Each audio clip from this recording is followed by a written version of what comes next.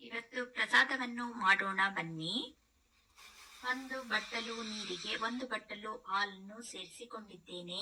ಅದಕ್ಕೆ 1 ಚಿಕ್ಕ ಸ್ಪೂನಿನಲ್ಲಿ ತುಪ್ಪವನ್ನು ಹಾಕಿಕೊಂಡಿದ್ದೇನೆ. 1 ಚಿಟಕಿ ಏಲಕ್ಕಿಯನ್ನು ಹಾಕೋಣ. ಅದು ಚೆನ್ನಾಗಿ ಕುದಿದ ನಂತರ ನಾನು ಹುರಿದು ಇಟ್ಟುಕೊಂಡಿರುವ 1 ಬಟ್ಟಲಿನಷ್ಟು ರವೆಯನ್ನು ಸೇರಿಸಿಕೊಳ್ಳುತ್ತಾ ಅದನ್ನು ತಿರುಗುತ್ತಿದ್ದೇನೆ.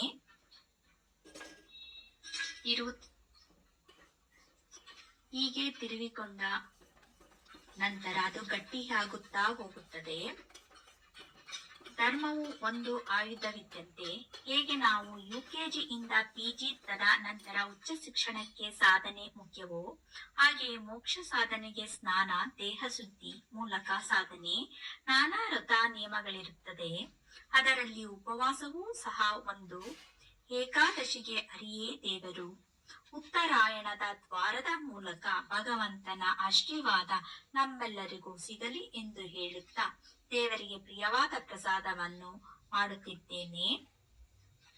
ಈ ರೀತಿ ನಾವು ಕೈಯಾಡಿಕೊಂಡ ಸಜ್ಜಿಗೆಗೆ 5 ಚಮಚದಷ್ಟು ಸಕ್ಕರೆಯನ್ನು ಸೇರಿಸಿಕೊಳ್ಳೋಣ. ಇದನ್ನು ಚೆನ್ನಾಗಿ ಮಿಕ್ಸ್ ಮಾಡೋಣ.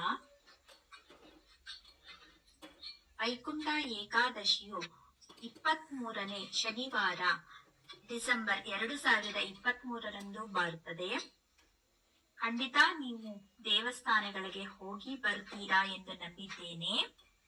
ಈಗ ಪ್ರಸಾದವು ರೆಡಿಯಾಗಿದೆ.